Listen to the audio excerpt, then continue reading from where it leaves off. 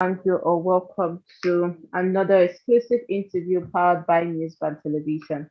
I am Augusta Neka, and today we are going to be talking about recovering the 102 communities seized and annexed by the Fulani Herdsmen in Plateau State.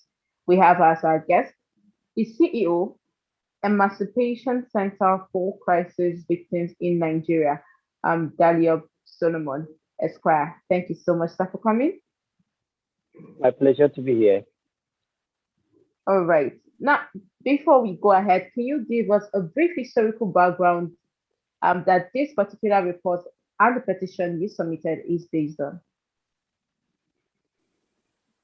Yeah, actually, it is a non-fact that ever since 2001 to date, Plateau State and the Middle Belt have been subjected to a series of armed invasions by Fulani militias. And as a result of that, so many communities have been displaced, so many lives, men, property worth billions of naira destroyed or looted by the invaders. And then, of course, people have become internally displaced persons in their own land. And one other pathetic side of it is that no attention has ever been given to these Nigerians who deserve every human treatment, who deserve every respect, who deserve to be, accorded necessary attention. So of course, as people who are moved by conscience, which is our moral wall, and of course, with a country that has good laws, we have institutions that are established by law, and then of course, we have agencies, we have bodies that ought to, take up the situation of the IDPs and ensure that, they are treated as members of human family, but have failed in their both moral and statutory obligations that actually, impel me and as a CEO of Emancipation Center for Crisis Victims in Nigeria to raise up this, concern for needed action and needed attention, not only from Plateau State government, but also from Nigeria and well-wishers locally and internationally. So summarily, that is what informed putting up this particular petition for the world to know. And then we're very hopeful that this one has a kind of opened the eyes of people, and it has erased the erroneous impression and then misinformation that have been out there that there are no IDPs on the plateau, or these are people that are living their home state, unknown gunmen. This is to erase all those kind of misinformation that are in circulation, that they or maybe haters, farmers class. No, it is armed Fulani herdsmen or armed Fulani militias that are presently occupying these communities and with government attention. Now, of course, Plateau State government, had said some months back that as far as it's concerned, there is no incident of land grab, and if at all there is, it has nothing before it's table for it to act upon. But now we are now waiting. Now that there is something credibly, sourced out and presented as a fact, we're waiting for action. So I think summarily that is what I can say concerning the situation in the plateau and in the state of the IDPs who have been outrightly neglected in their own home state. All right. Now, if the actions by the Fulanis are contrary to the law, why have the law not been implemented since 2001? And why is this report just coming now? Well, um, it has been since 2001, and then of course it's all about political will from the side of the government. The government is purposeful, of course. We expect there should have been action ever since, because the people have cried out for attention. They've cried out for restoration of their land. But it has fallen on deaf ears. And then as an individual, Emancipation Center for Crisis Victims in Nigeria was just registered in 2018. And as a result of the born desire for equal treatment, for equity and justice, as well as good conscience, that we have to come out to raise this concern. So of course, if ECBN had been on ground long ago, of course, we would have brought it to the government's attention. And then despite the outcry raised by these victims over their lands that have been grabbed, for instance, in Soap community of Riom local government here on the Plateau, the people were attacked, sacked from the ancestral home state. And then the Fulani went and destroyed, the remaining structures that were still standing and erected their own structures on the foundation laid by those persons, by the inhabitants. They wrote a petition. They raised a concern. There've been at some point in time, protests being staged so that it will draw government attention, to look onto the matter. But it all fall on deaf ears. So of course, we cannot continue lamenting. We cannot continue, crying out in the media, with something concrete and place it before the government. And then we will then see whether the government has conscience or not. And let me just interject here. I'm sorry, let me just interject here now. Are you saying that the government are aware of these issues and are intentionally ignoring it? Very much, undoubtedly, government is somewhat aware because they've been killing. And all the government will say that government is on top of the situation. And then we've never seen any action, even at times that there will be arrest, there will be no prosecution. At times, information will come. Credible security intelligence will be gathered and disseminated to the appropriate quarters, to the authority concerned, yet there will be no action. Communities will be invaded in both broad daylight and in the night time, even when there is high presence of security personnel, yet there will be killing, of course. I remember 2018, that John community in Riom local government was attacked. Information got to the security 2-3 days before the incident. A day before then, even some hours before then, we call on government attention, the security personnel. This community will be attacked. The attackers are advancing. Despite the presence of security in that particular community, 12 people were killed. Over 25 houses were razed down. Over 13 people were injured, including little children, in the presence of the military. And then, of course, it is on record based on the petition written by that community that some of the military personnel participated in the killing of the people they were stationed to protect. And then the people petitioned it. But up to date, as I'm talking to you, there's never been action. None of the community members have ever been invited for interview or to kind of further information, building up. I'm sorry again, Barrister. I'm sorry again. Yep. Do you have evidence for these allegations you just made?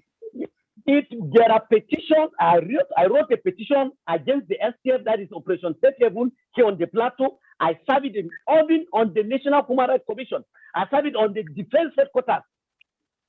I served it on the authority within Plateau. I have the records. If you need it, I'll furnish them to you. Nothing happened. I've never been invited for once by the STF, to come and explain as to why, come and substantiate this petition that you've written. Of course, as a result of that, I'm telling you authoritatively, there is a matter even in court that arose from the two petitions, the one written by Emancipation Center for Crisis Victims in Nigeria and the one written by John Community. We have a matter in court. There was a time that, military and then went and deposited the corpses. And these are vigilantes who there was an attack, and then the vigilante rushed to the scene of the incident, having informed the military that some people have been attacked. Let's rush and save lives. They didn't go until after an hour or after an hour 30 minutes. The military went and then still went and killed the people that were waiting for them to come and evacuate the corpse of a young man that was killed. by the Fulani. They killed 3 out of 17 that we arrested. As if that wasn't enough, they still took those guys and then donated the corpses to the evangelical hospital here in Jos. Yet the military went and denied that they only arrested 14 instead of 17. Later on, it was found out in the hospital that it was military, that is the escape operation Safe Haven, that went and deposited those corpses after killing those guys who had helped them instead of them to have rushed to the scene of incident so that they will save the situation, but they rather folded their hands. And then these young people unarmed went to the scene, and then you went and killed about 2 or 3 of them. So all these things are not hearsay. I'm talking authoritatively. In short, it is on that basis that I wrote, when Plateau State government constituted this NSAS panel, I also wrote a petition.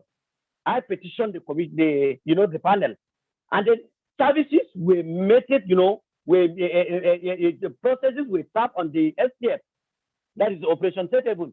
They didn't appear. We expected they will come, to defend themselves. All right, remember that you can join us on this conversation simply by raising up a digital hand, and we'll try to accommodate as much questions and comments as possible. Remember that the barrister has asked us to let him go on time. So if you have questions, you'll have to ask it now. Now, if the anti-land grabbing law was signed just last year, according to your petition, should it still affect the events of 2001 and previous years before it was signed? Well, if you look at the petition critically or very well, you discover that we've kind of premised it not only on the anti-land or by the virtue of the anti-land grabbing law, but of course we also have the Constitution of the Federal Republic of Nigeria, as amended, that's 1999, that provides fundamental rights that every individual in Nigeria is entitled to own or possess land anywhere in Nigeria, provided that the laws, the procedures of acquisition of land are followed. And of course, it is not within the contemplation of our legislation and also the judicial authorities we have available that a land by way of,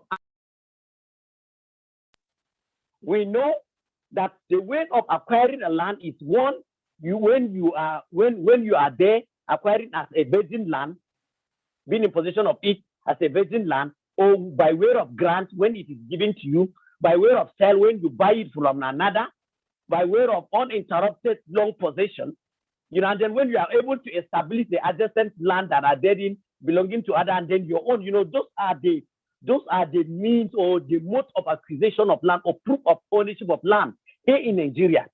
But in this case, 24th century, Fulani Herdsmen attack communities, kill at will, maim life, sack the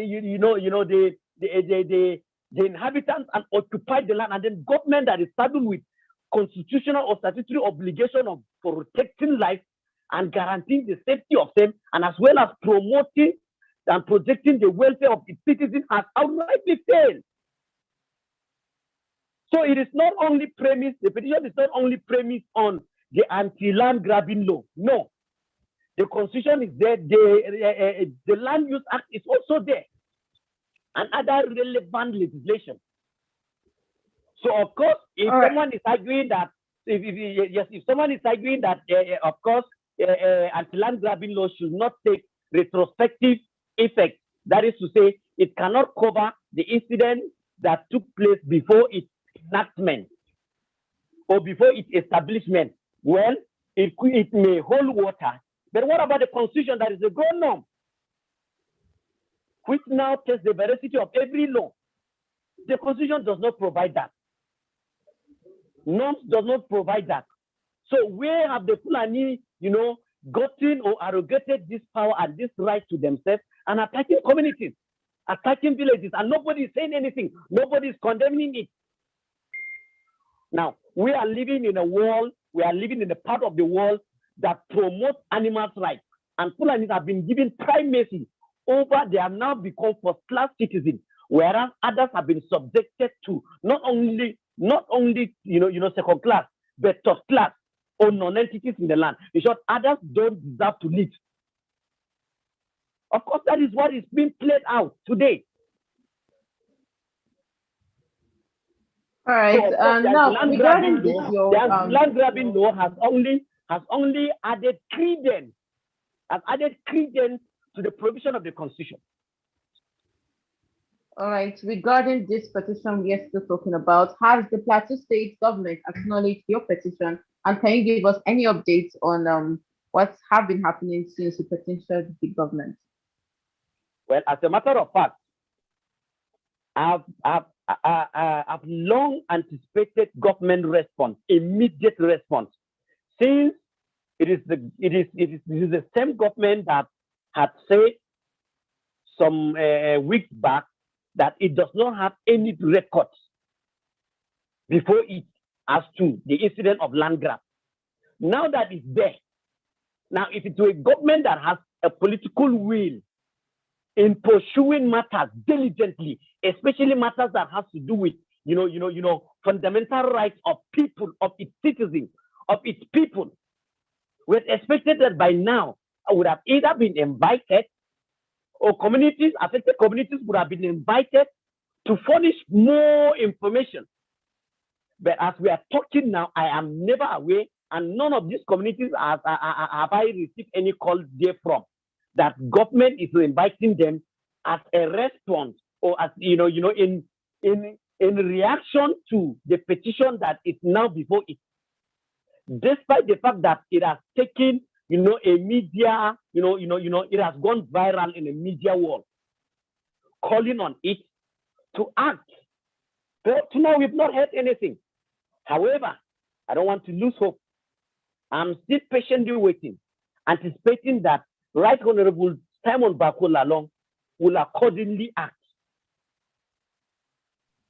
All right, remember that you can join this conversation simply by raising your digital hand, and we'll try to take as much questions and comments as possible. Now, if the government fails to respond, what is your next move? What do you plan to do? If government does not act, of course, anti-land grabbing law was not made by individuals, but it's the popular will of the people, popular agitation of the people, that there should be such a law, and it has been initiated, and it has been passed as a bill, and the governor has assented on it. Now it has become a legislation. And in the legislation, there is a clause that provides for constitution or formation of a task force. And then the task force has been given the mandate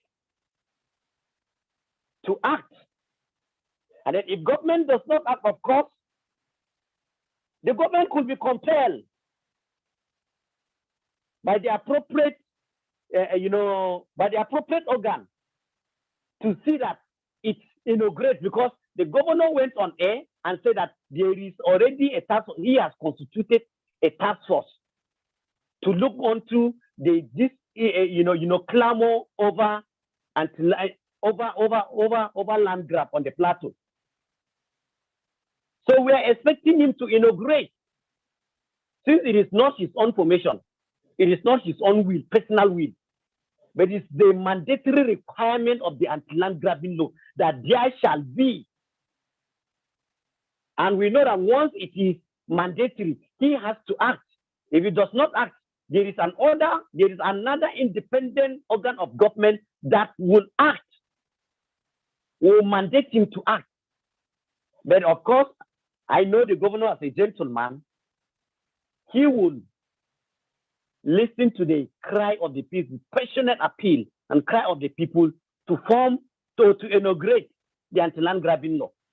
But if it does not, of course, we will go and test the veracity, the position of the law, so that to know whether the government has a discretionary power not to act.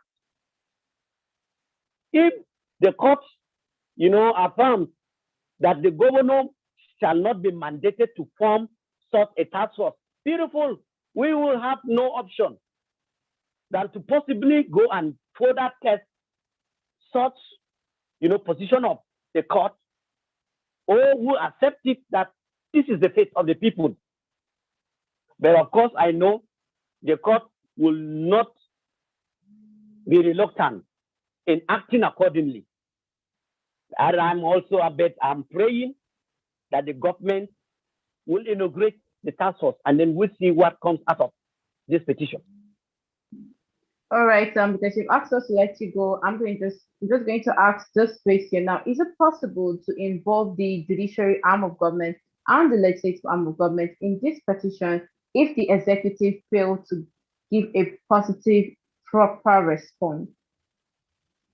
Of course, these are independent organs of government, and similar a copy of this particular petition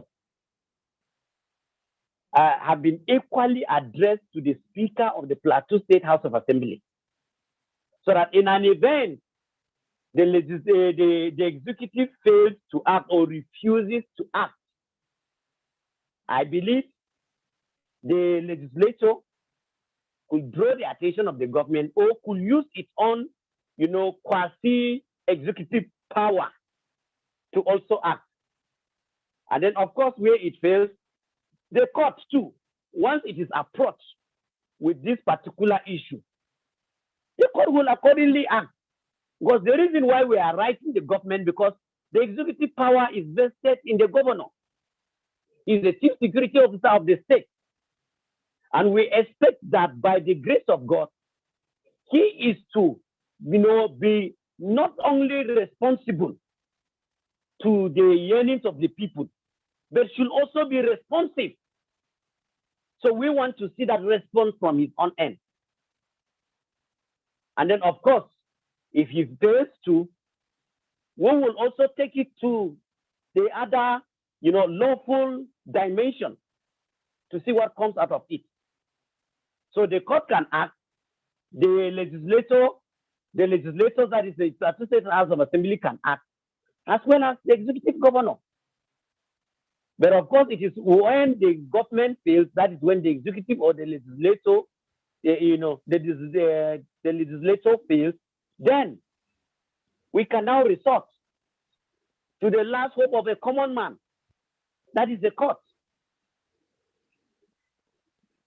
Okay, and just before I let you go, last question. Can you outline the action you hope to get from the government, or the response you hope to get from the government? Yeah, we are hoping, going by our prayer in the petition, that one, government will inaugurate this task force, and the task force will swing into action.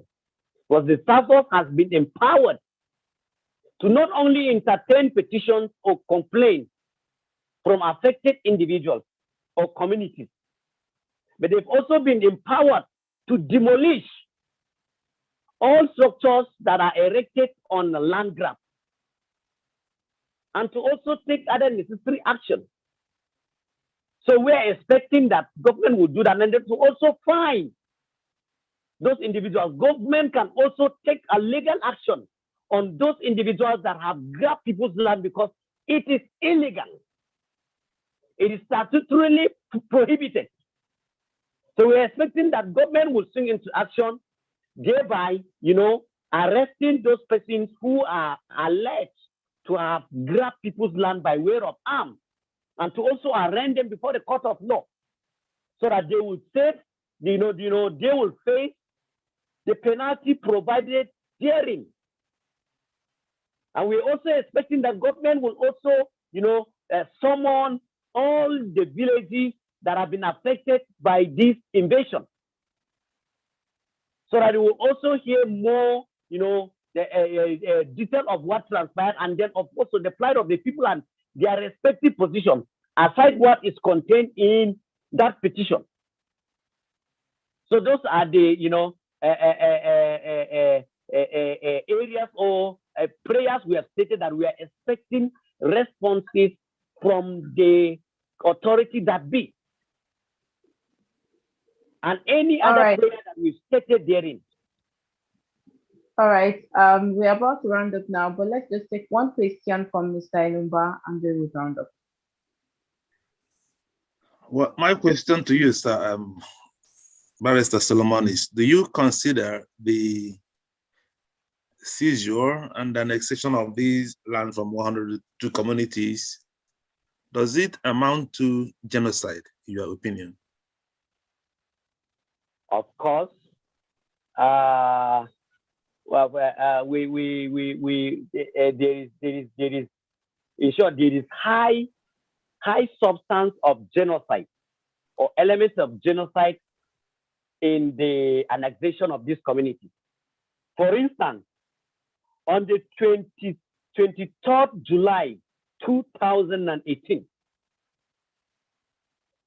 over 9 communities, villages, were simultaneously invaded in broad daylight at about 2 p.m.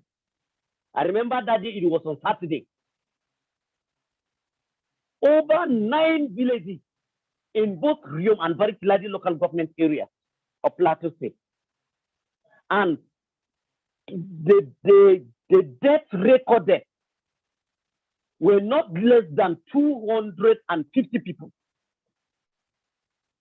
In just one day, or within within 3 days at most, people were killed. And most of those communities had high presence of military personnel, security personnel, let me put it in that right perspective. And then we've not heard of any investigation, not at all. And these are unarmed people that were killed. It is not a clash. So we want the world to get the narratives, straight and clear, that genocides have been perpetrated on the plateau. It is ongoing, and even up to date. Like what happened sometime, this year, between May to August in Bassa local government, where over hundreds of people were maimed in cold blood by the armed Fulani militia. And these are communities that are right behind, 3rd Armored Division, that does not even require a call from the people before intervention. But you could imagine that attackers spent over 11 hours without presence of the military. Now, what do we call this one? Is it not genocide that has the complicity on the part of the authority that has been saddled with the responsibility to protecting those lives? So there is high genocide, not just a genocide, not just a mere genocide, but there is a high genocide here on the plateau. And then, of course, they will have to kill the people. They will have to sack them out before occupying the communities. Those were not virgin land. Those communities were occupied by the inhabitants, native inhabitants. But today, they have become, lands belonging to the Fulani. And nobody is saying anything. Now, we know that, when we are talking about party to an offense, it's not only the person that actively participated in the commission of that crime that is a party, but it's someone who has aided it, someone who has counseled another to do it, someone who has failed to stop a crime when there is a public duty imposed on him to have acted, to have prevented a crime. So, of course, when we're talking about genocide, it's not only the Fulani, but the security personnel that refuse or that fail on their constitutional or statutory public duty to have acted or to have stopped that. So, of course, summarily, there is high genocide on the plateau. And it's still happening up to date. It's still happening up to date. All right, thanks so much, Barrister. I want to let you go, but I am seeing just one more hand, and after that, we'll round up. Thank you so much. Maziokoye, try to keep it as brief as possible. We have kept the barrister more than he asked us to, so please be as brief as possible. Maziokoy, I've asked you to unmute. Kindly unmute. Well, thank you, Augusta. Thank you, Barrister, for coming to and speak to us. My question is there any plans or sort of mitigating efforts to prevent further land grabs from these Fulanis that you know of? Yeah. On the face of things, or on the face of it, there is, or there are steps that have been taken even before now, to cut down this menace by deployment of security personnel and stationed in some of these communities. But it appears to have been like, encouraging the invaders to continue perpetrating this crime and genocide. So on the look of it, it appears to have been planned to cut down this situation. One, of course, the presence of security in some of these villages, but it has not helped. And then it therefore appears to have been that maybe the security personnel are overwhelmed, so they cannot contend with the situation, or that there is a compromise, collusion with the headers, and that is a non-fact. Secondly, there have been series of peace meetings, dialogue. So of course, we will not say that there are no steps taken, but it has appeared to be like a kind of ploy to, calm the nerves and suspicions raised by these victims, so that the Fulani will now come and invade again. Because having followed keenly on the modus operandi of the Fulanis in attacking communities, or when it comes to attacking, unsuspecting communities, a day that there will be peace meeting, that will be a day there will be a surprising attack on the natives. And that has been the trend from 2001 to 2016, according to how I've keenly followed up.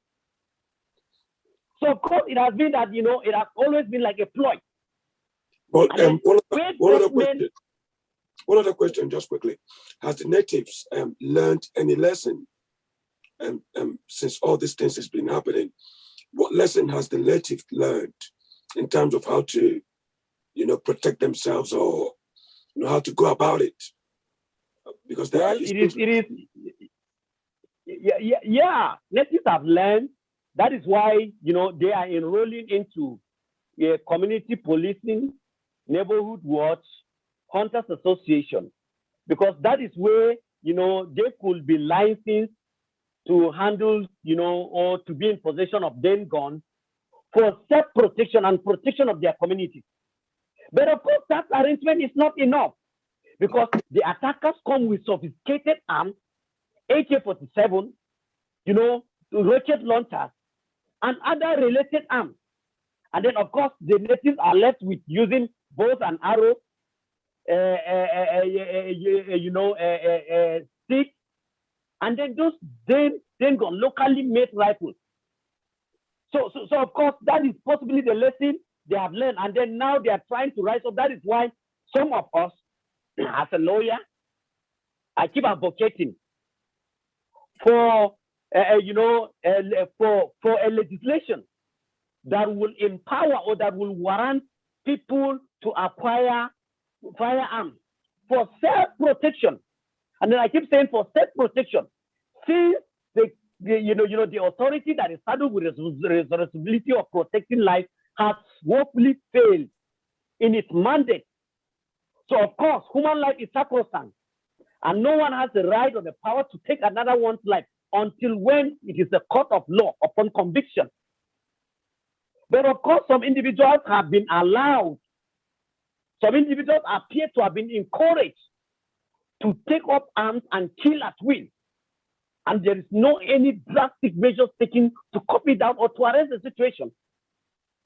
The few that have been arrested, you still see them parading. And the Fulani will drop you and tell you to your face that even if he's arrested, nothing will happen to him. He will still be arrested. He will still be released. And then once they are released, they become more terroristic. That more than what they were before the time of the incident. So what do you call that one? It is judiciable that they've been encouraged to carry on perpetrating these crimes against humanity and genocide. Okay, sir. Communities are crying that there should be legislation. I'm also re-echoing that voice that there should be a legislation allowing individuals to acquire firearms to protect themselves. However, it should be under the supervision of the police. And then I'm also crying out, I'm also laying in my voice that please, as a matter of fact, based on what we have witnessed, the Operation Safe Haven, that is, the military should be withdrawn and be replaced with mobile police, because it appears to be relying on a particular medication that particular illness has kind of defied, and it is only a fool that remains in a sinking ship, that stays back in a sinking ship.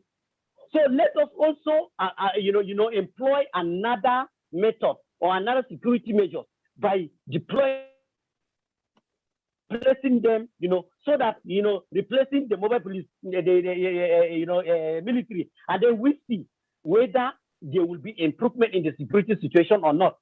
And then where there is no improvement, there's an artist that says where you have tried all medication and it proves abortive, it therefore means this particular illness has defied all, and then it can claim life.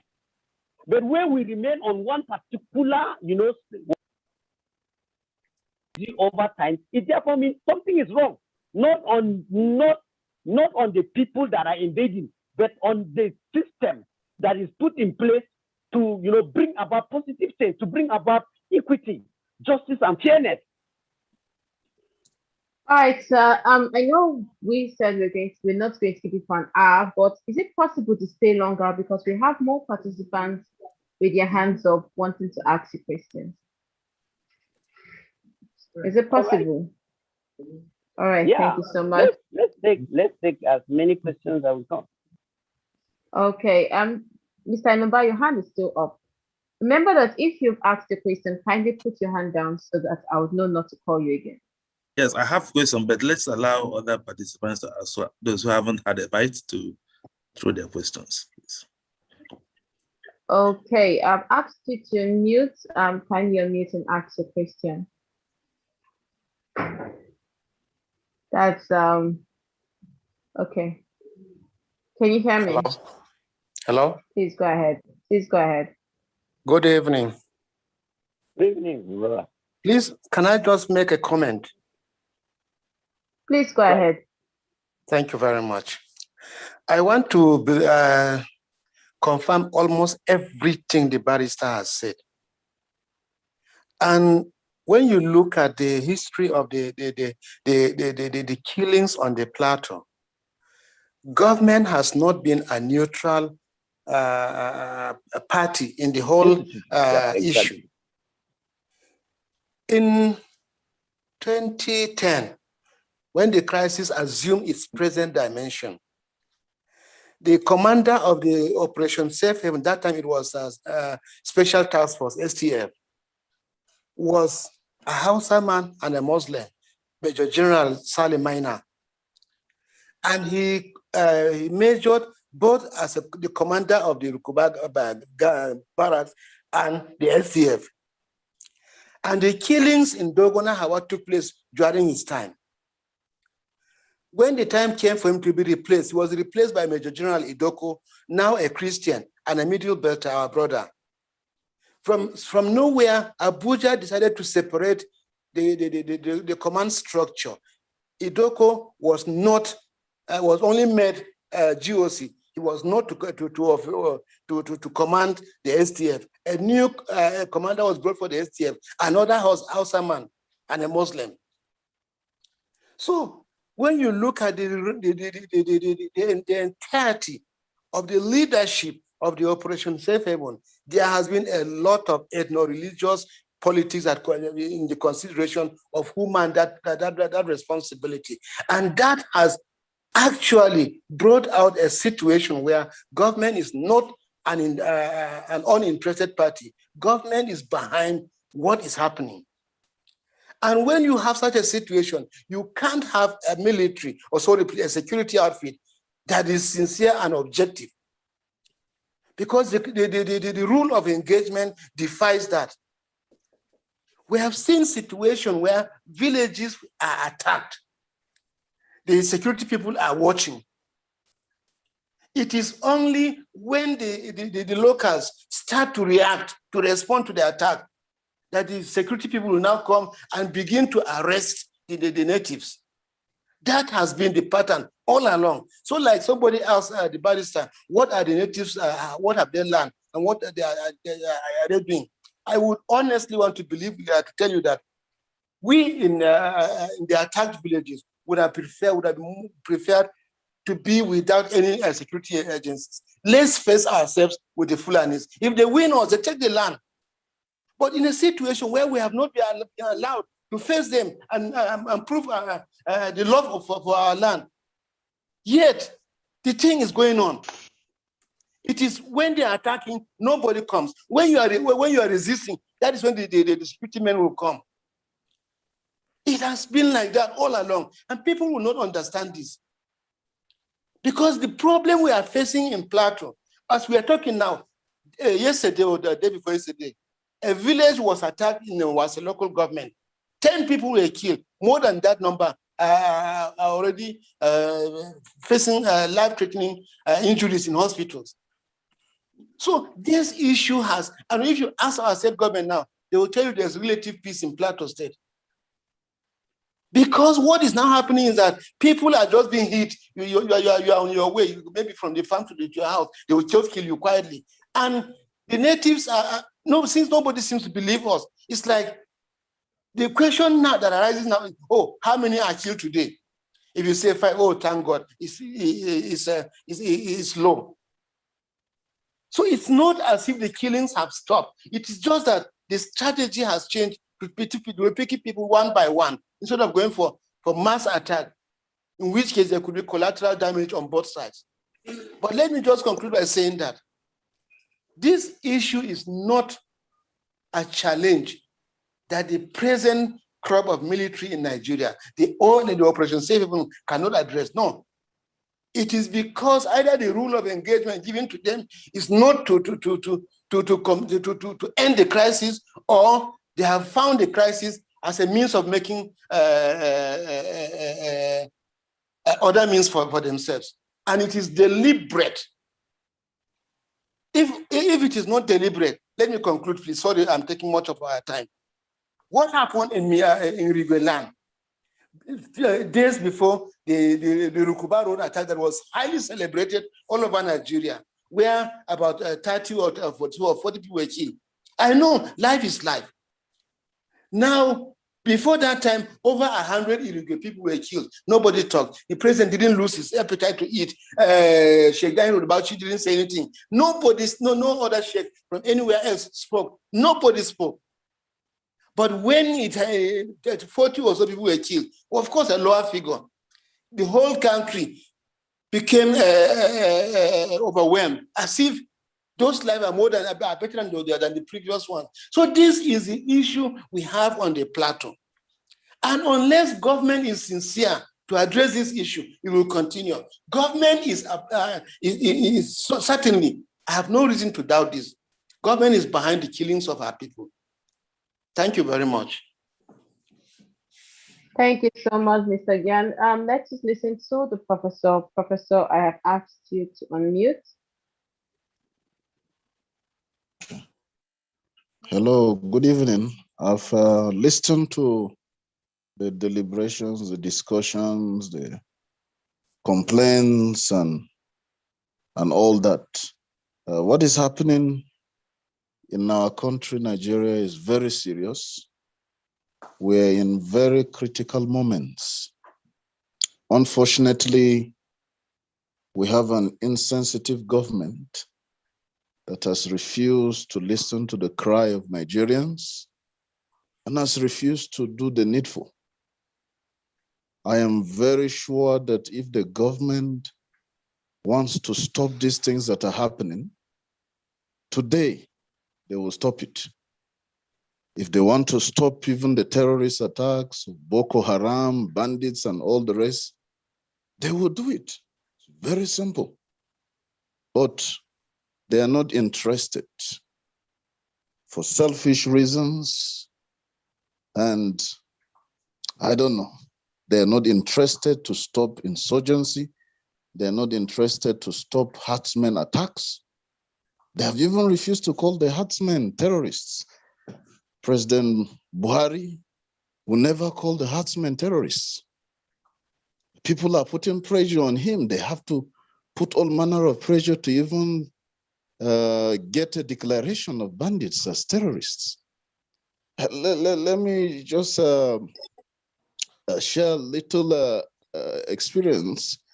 I stayed in East Africa for some time. I just returned back to the country 2 years back or so.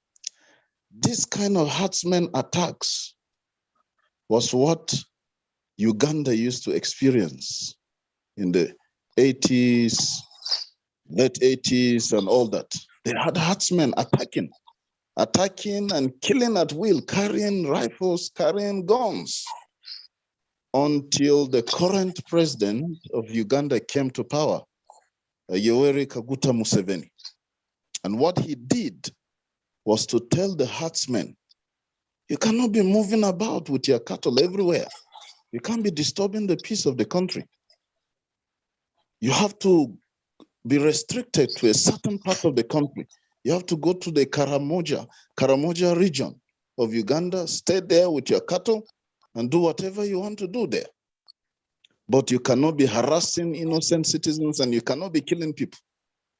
And he gave them an ultimatum, a deadline. And some of them complied, others refused to comply. Others decided to fight the government instead of complying. Some of them decided to carry arms to fight, just like our herdsmen are doing now. And what Museveni did was to release the military. The military went and neutralized them, and they were pushed to the Karamoja region. To this day, more than 30 years after, Uganda has lived in peace as far as these herdsmen carrying rifles and attacking people is concerned. This is why I'm saying that the government doesn't want to do the needful because we have an insensitive government. If they want to do the needful today, they will do it. These herdsmen should not be roaming about everywhere. Nigeria is about the only country on earth where you see cattle competing on the road with cars and motorcycles, entering people's farms, entering houses, entering schools and occupying everywhere. Nigeria is about the only country on earth that is still so backward and primitive to be allowing these kind of things to happen.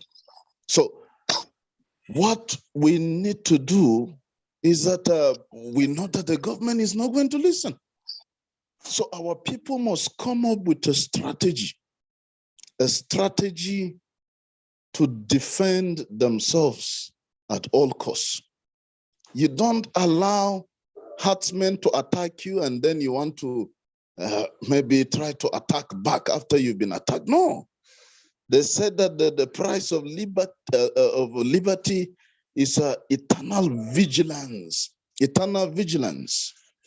I've gone around some of the rural areas in Plateau State, and the people are too relaxed. They are not vigilant. Even when you give them caution that, look, be vigilant, open your eyes, defend yourselves, you know, but they're too relaxed. You see some highly porous communities, locations that an attack can come at any moment. Why? Because The men are busy, they're busy drinking, and they drink themselves, get drunk, and sleep. Those kind of men cannot resist any attack when it comes. Our people in Plateau must rise. They must learn from a few regions in this country that have been able to resist the herdsmen successfully. And I can give you names of places where they have resisted herdsmen successfully without the help of the government, and the herdsmen dare not go to those areas. So if we keep crying and waiting for the government to act, I can tell you the current government has no plans to act because the president is a herdsman. What do you want him to do? He's not going to do anything. You have a government that loves cattle, love cows more than human beings. What are they going to do? They're not going to do anything. We'll just keep All right, crying Prof, and I would disturbing ask you to ourselves. please round So up now. our people must strategize to defend themselves, and God will help us. Thank you. Thank you so much. Let us listen to our guest and we will round up. Barrister, are you there?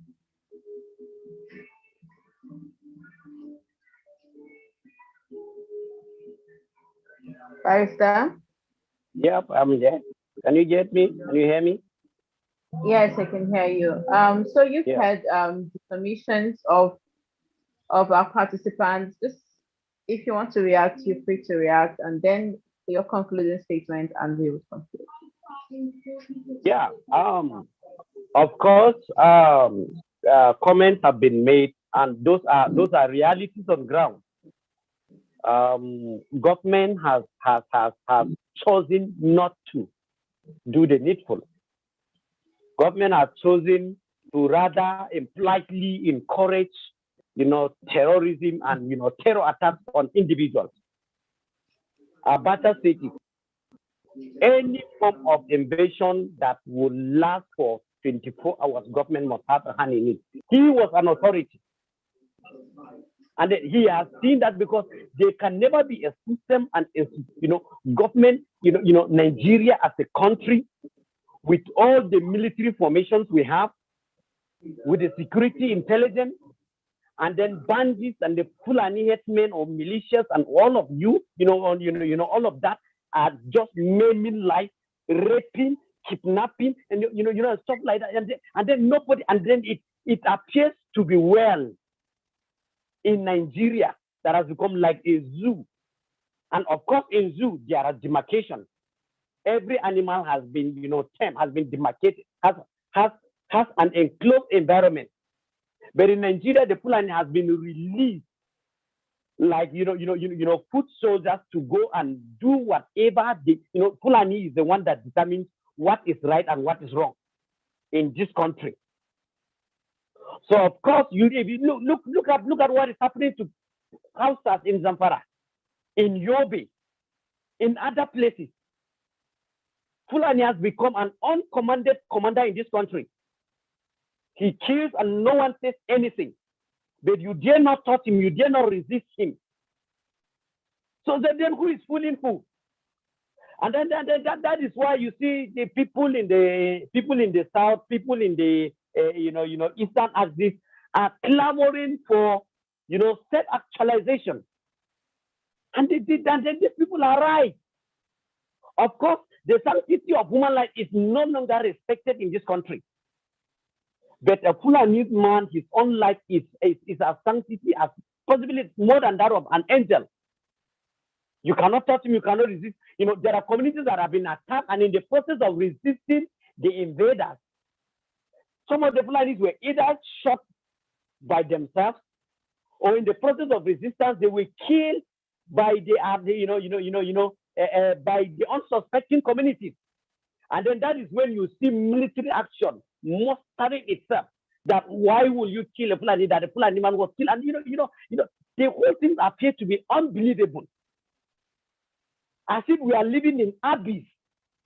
As if okay, Barrister.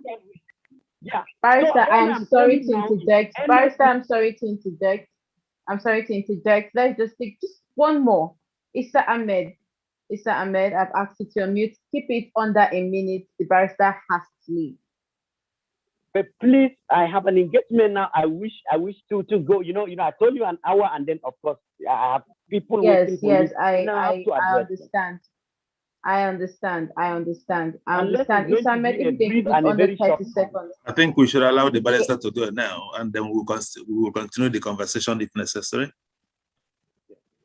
Okay. Isamed is not even unmuting. So let us allow the barrister to round up. Barrister, round up, please. Yeah, so I'm calling on Nigerians. I'm calling on the government to please rise up to the occasion and guarantee safety of every Nigerian. Let there be equal treatment. Let there be justice. Let the rule of law prevail. Because of course, the president must understand that his office is a creation of the law. And he is not above the law. So let every Nigerian be given a fair play. Let the Hausa man be given a fair play. Let the Biro man be given a fair play. Let an Irigwe man be given a fair play. Let the people in Meduguri be given a fair play. That is all we are clamoring for. That is what we are crying out for. But in a situation that everything has been lopsided, of course, you can see even the appointment of the security chiefs. What then do you expect?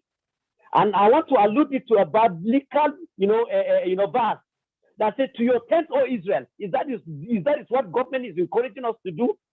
That what portion do we have in this system, in this current administration?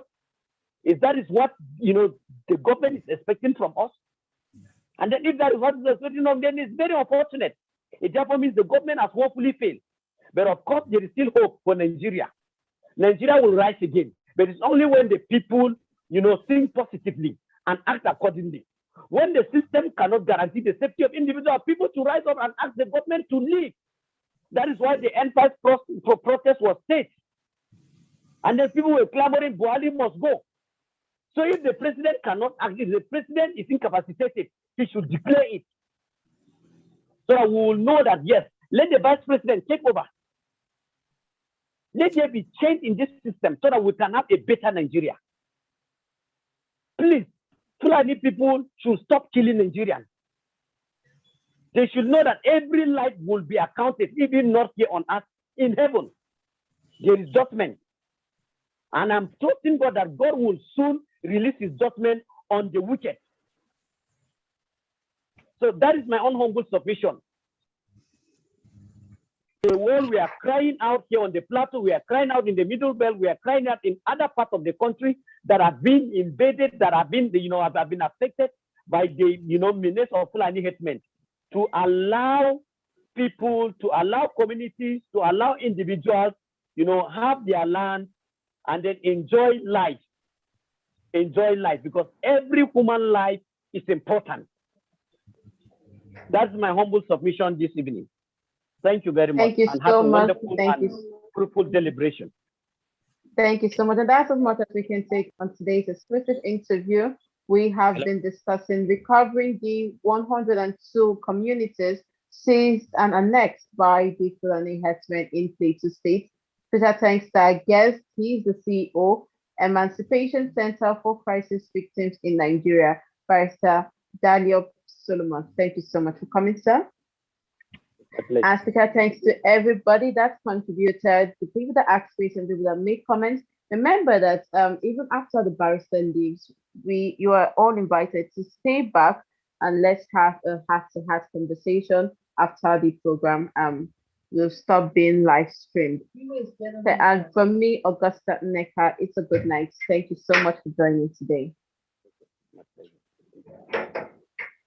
Mr. Enumba, I'm handing over to you. Hello. All right, thank you. Let's now hear from Issa Ahmed. It's still being streamed, by the way. But let's hear from Issa Ahmed. Yes, thank you so much. Okay, the live streaming is still on. Yes. Okay. Am I audible? Yes, please Hello? go ahead. Hello. Please go ahead. Okay, we thank you. can hear you. Go ahead. I had some challenges with technology. I am an analog.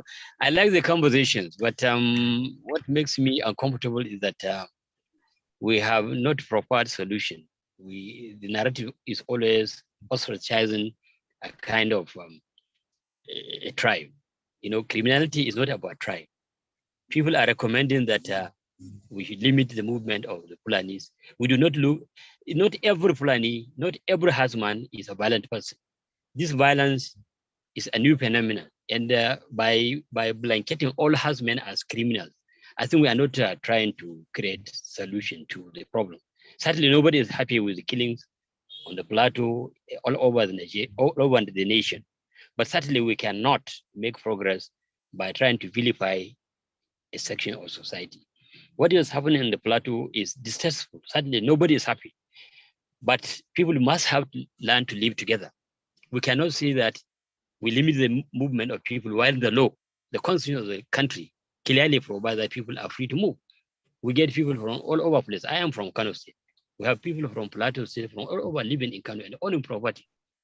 Likewise, our brethren from the East. So to begin to classify people along their own ethnicity or religion, I think is a bad way to go about in this country. So please, I like the discussion. I understand looking at the participant, I'm the only one probably odd out. People are angered, but the killings are happening all over the nation. So we have to find solution. It's not about Plateau being singled out or about any person being singled out. The Fulanis are being killed much as they are killing other people. Certainly we have to find solution to those problems. But to begin to weaponize the discussion by trying to vilify a section, I think we are not making progress, sincerely speaking. So let us try to look at what is happening. Some people are calling the president a herdsman. No, he's not a herdsman. People don't Okay, even. I can. Yeah, let him finish. Allow him to make his point, and then, because let's allow Esther to. Our own this control our anger. There is a prevalent situation in the country. Let us try to address it. It's not about ethnicity. It's not about religion. There are multiplicity of factors: environmental, poverty, very many issues. There is no one single variable. Let us look at all the variables and try to see how we can make progress incrementally. But to begin to vilify a section, I think is a bad way to go. Plateau used to be a very peaceful place. I lived there for some time. Most of my cousins were born there. But I'm telling you, when you divide people alongside essence, calling this one settle this, is not the way to go. Plateau used to be a very peaceful place for all. Like my own state of Kano. Most people you find in Kano speaking Hausa are not Hausas. We have people from all over Nigeria operating business certainly here without any problem. So please, let us not try to create lines of division. Such people must be confined to their environment. We are not kangaroos. We must live freely in our country. Everybody should be allowed to move. How can you now suggest, like those who are saying this grazing people should be restricted, how can you say their economic lifeline must be strangulated? It's not correct. There has to be a way we regulate these things. These are challenges of life. We have to find a solution to them. But beginning to say that they must not move, they must be confined to a place. Where do you have the fodder for them to feed upon? Why do they must have to, transhumance is natural. They must move, cattle must move from areas of dry land to areas where there's grass and move back to the areas of dry during the wet season. So for you to begin to advocate that they must be confined to a particular area. Thank you. Let's allow, we thank you very much, Mr. Ahmed. Thank you very much for your contribution. Let's allow Thompson to speak. Thank you very much.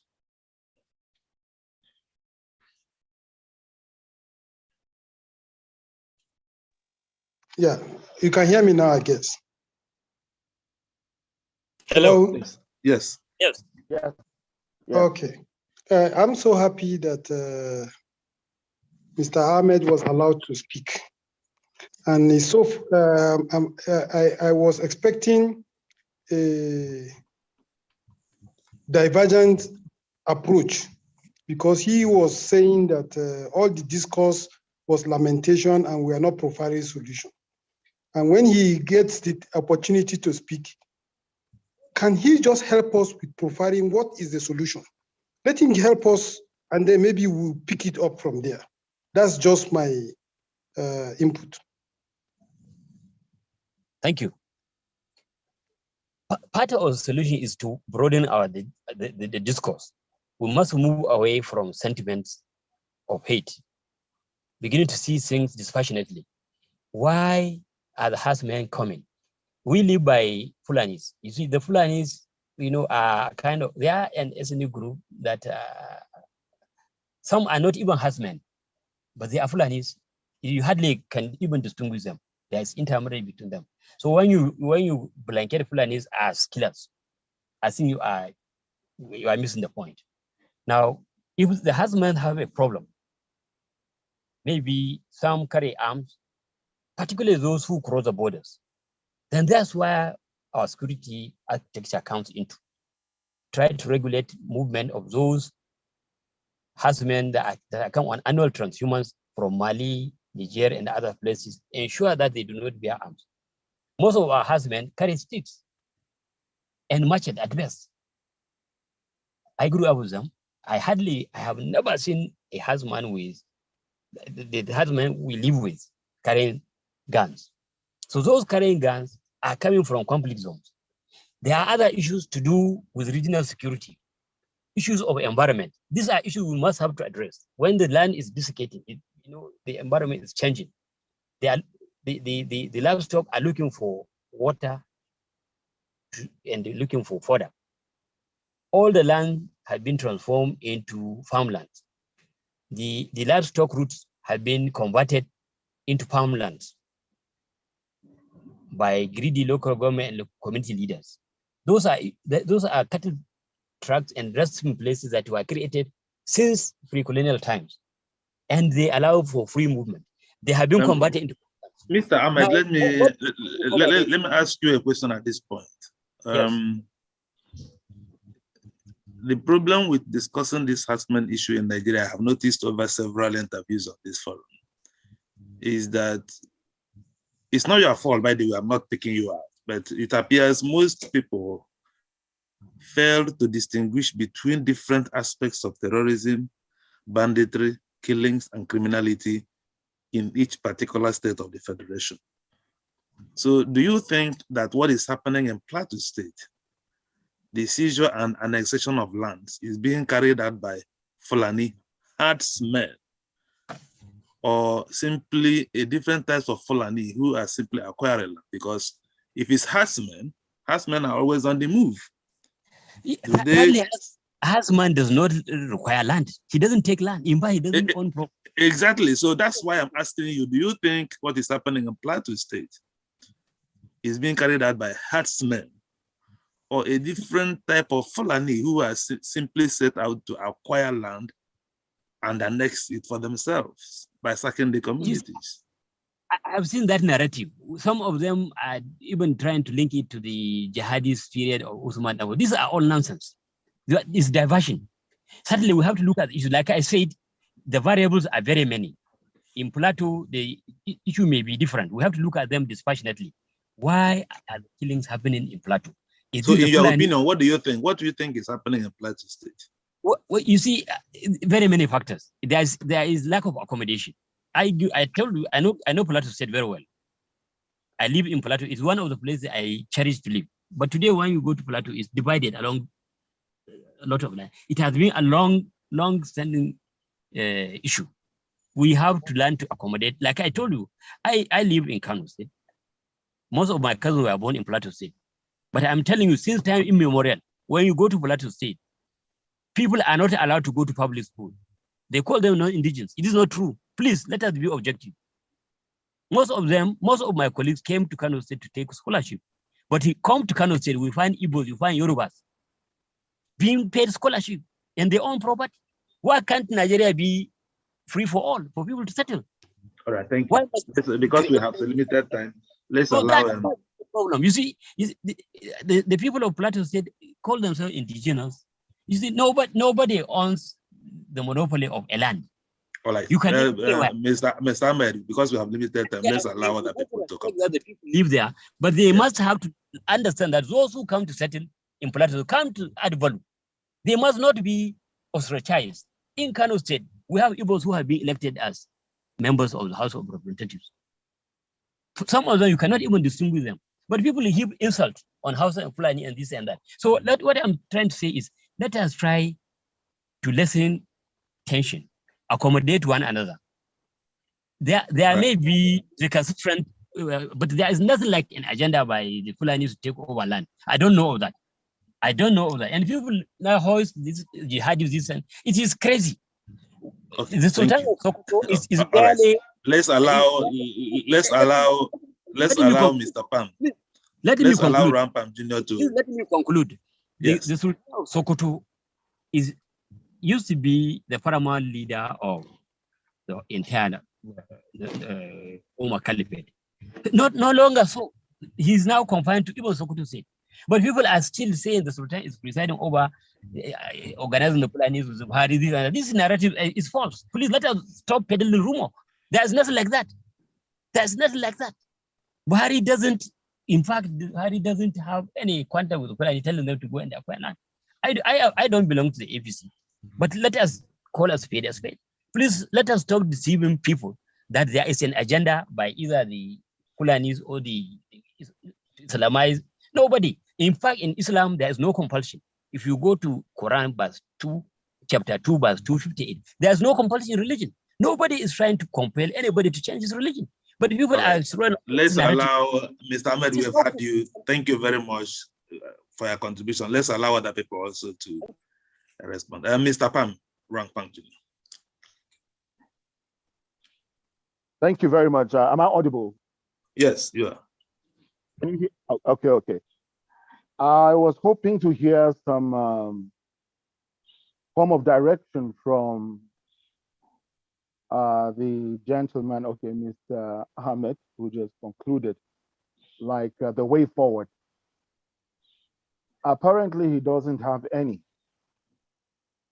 People are being killed, and Fulanis are staying in their houses, in their land. And what form of accommodation is he talking about? We're not talking about government scholarship. We're not talking about people rearing cattle and passing in peace. We're not talking about Nigerians being restricted from being Nigerians, from living where they choose to. We're talking about over 40,000 people killed, 102 communities sacked, and Fulanis are occupying those lands. Is that a way of gaining accommodation? If they are passing herdsmen, what are they doing there? Believe me, if they had killed the people and passed, the people would have returned to their land and see how they could reject their lives and leave and that it is a generalization. Is there any tribe in any of those 102 communities that is not Fulani? So yes, it is Fulani. You cannot exonerate the president. It's not a matter of APC. Buhari is a grand patron of the Fulani Cattle Raiders Association of Nigeria till date. So he is culpable by implication. And his silence is also an indication of that fact. If people are killed in their own land, in broad daylight, in the night time, and they are ejected from their land, what is the way forward? I'm sorry, I will totally disagree with you that you have not profiled solutions. And Fulanis have killed people and they are living in their land. Thank you. All right, I thank you very much. That is a very good point you've made, because if it's just a passing Fulani Herdsmen, why are 102 communities being sacked? I don't know whether it's being controverted. Why are over 40,000 people being killed? And these people have not been allowed to go back to their land. So let's listen again to Professor Bami. Maybe he will tell us more on this issue. Professor P.H. Bami, please. Thank you very much for giving me yet another opportunity to speak tonight. I think we need to tell ourselves the truth. A lot of times we want to sound politically right. And so we say, oh, the herdsmen are not bad. Oh, it is some foreigners. It is some people attacking. You know, all those kind of statements that come from the government or people want to be politically correct. And this is totally false. And we're not going to exchange words here with each other. We want to tell each other the truth. Who are these people that are attacking communities? Why is it that in every part of Nigeria, it is the same set of people? Why is it that we hear them speaking full day if they are not Fulanis? Why is it that we see them carrying AK-47s? They insult us in their own full day language. At gunpoints, they even insult people, insult their religion, and kill them, rip open pregnant women. The same people attack in the south, in the west, in the north, in the eastern part of Nigeria, in every part of Nigeria. Why is it the same people?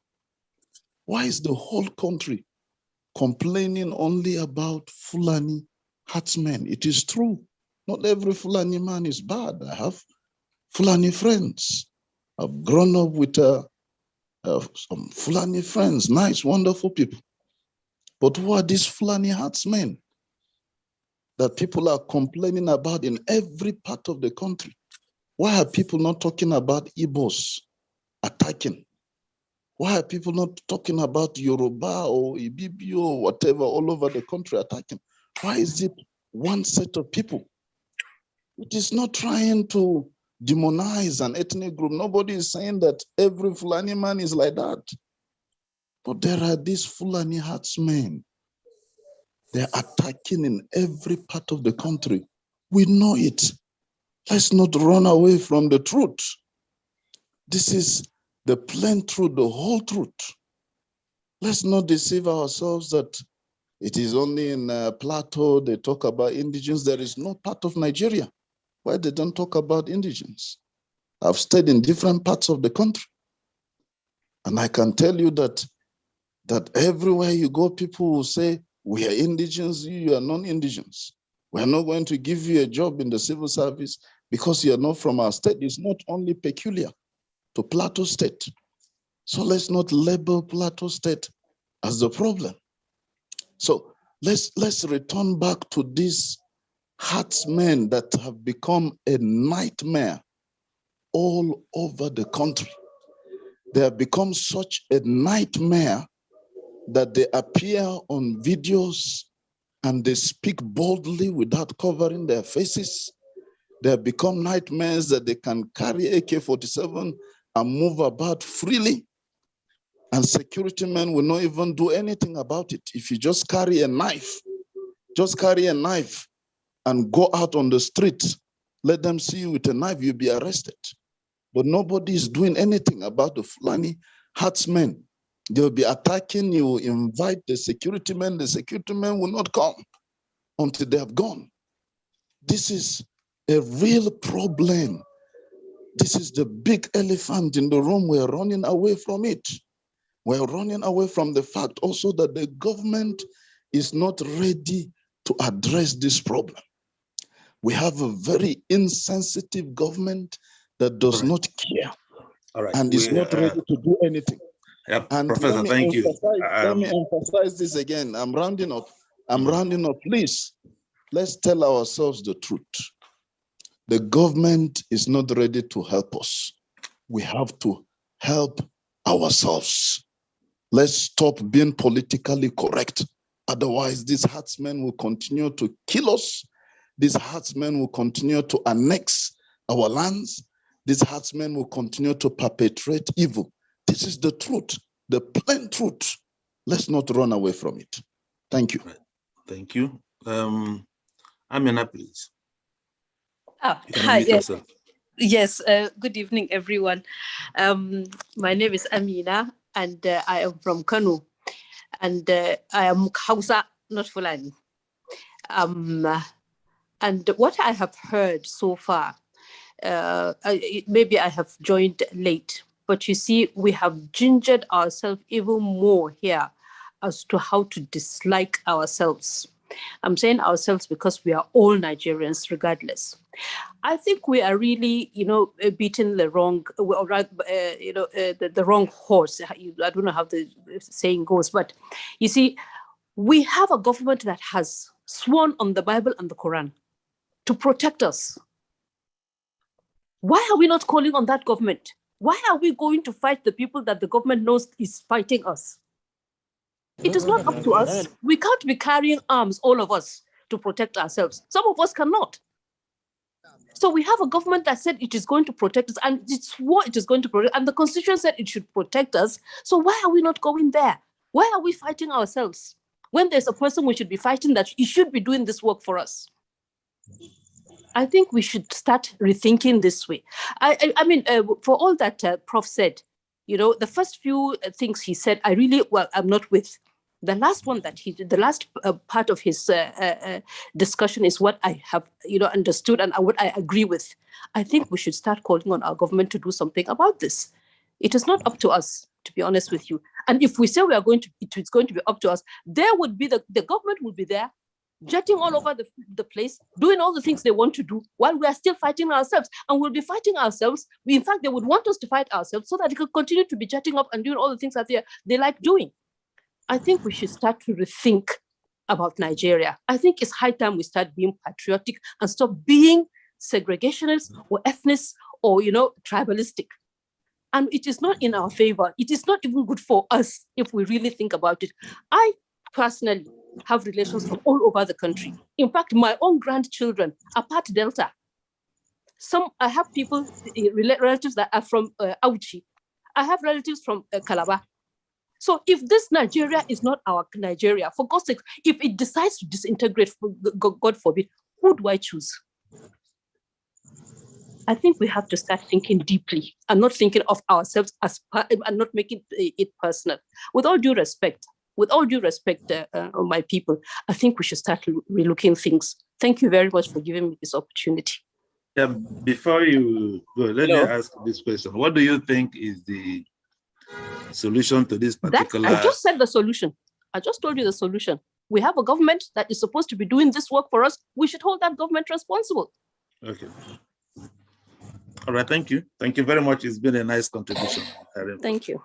Who has not made any contribution? Mazio Okoye, do you want to take a second bite, or Mr. Yang? I don't mind. I'd like to say something there. All right, go ahead. It's quite very well people saying that we have to come together. And, when you ask them to profile a concrete solution, they ask you to become patriotic while people are being killed and their lands being invaded and being taken away on a daily basis. Obviously, if everything is equal, then people wouldn't have any reason not to be patriotic. But in this instance, where people are being, displaced and, killed, it's very, very difficult for some people to be patriotic. I'm not going to be patriotic. So in terms of solution, how about Mr. Ahmed calling on all these Fulani marauders that goes everywhere with their cows and destroying properties and taking people's land to halt, to tell them to stop ravaging people's places and, hold back their horses, because they are the people causing this problem. Let the Fulanis, their upper echelons, their elites, call their own people to order. You cannot be saying, okay, that we are picking on one ethnic nationality, but they are the people that is making this, causing this havoc. That's why people are picking on them. They're not picking on them for the sake of it, because they single them out, or because they love picking on them because they're just Fulani. It's because there's something they're doing. That's why they've been picked on. So we must call a spade a spade. If they want this to stop, if Mr. Ahmed want this conversation to go in the right way, call your people to order. Tell them to stop. invading people and destroying people's properties and killing people. When you say that, then people will say that you're an honest broker. You can't just come out after they've been ravaging every place and say, okay, let's keep peace, let's do this and that, call the government. But we know that the government is not doing anything. Let the house, like the lady that just spoke, tell the Fulani to stop taking people's land. Stop it. That's my contribution. Thanks. All right, thank you. We'll take Can I one say more. something on that? Hello. Okay. Hello. Yeah. You see, Mazi, with all due respect, you are looking at the Fulanis as if it is the Fulanis in Nigeria. When you come to look at Fulanis, they are all the way from the Senegal to the Sudan. In fact, some of the Kikuyu are also Fulani. You will find them in South Africa. These are people that know no borders. So tell me, who is going to hold them responsible if we don't hold our country responsible? Our country is supposed to secure our borders and make sure these marauders don't come in. If the country is not willing to do that, then of course it is free for all. Fulanis are not, look, Fulanis are not, don't have any country or any whatever. They don't have a territory at all. So how do you hold that somebody who does not have a territory responsible for a territory? Like I said, with all due respect, people, yes, we have been calling on the government, but if we're not tired of fighting ourselves, then we should not be tired of asking the government also to do this fight for us. We are not the only ones that have Fulanis. Other countries have Fulanis. Why are they not having the same problem? Because we have allowed our borders to be porous and other Fulanis or other people from anywhere, in fact, they may not be Fulanis, come into. Recently, I just saw something that went viral. Aircraft, coming down in Niger, or is it Chad, or, bringing all sorts of things to some people that were speaking Fulani. These are not Nigerians, and yet these arms end up in Nigeria. Who is going to secure that? The Hausa local man that is, wow, the person who is sitting with his turban in his sorrow that is going to call Fulani and tell them to stop? They don't even speak the language. I can't speak any full day. Listen, people, we have to be more circumspect in the way we think, to be honest with you. Otherwise, we will be having this kind of forums and we'll be gingering ourselves and making ourselves even more angry, and doing all sorts of things. We have to be more circumspect, please. Thank you very much. All right. We're happy that Cholam, please. Let's hear from Cholam. Please. Hello. Hello. We are only hearing from Cholam now. I'll meet every other person. Okay. Hello. I just want to make a quick point there that we will not be tired of calling on the government to do the needful. We've been. Hello.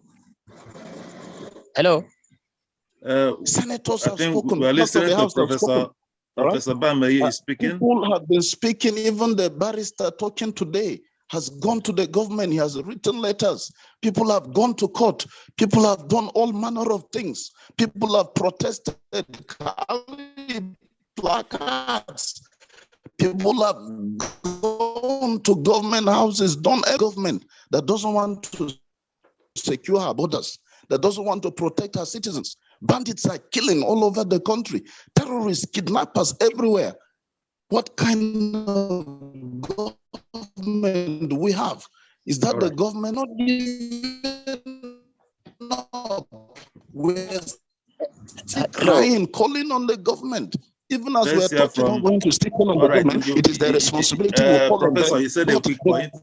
Let's go to Cholam and then we discuss a solution tonight.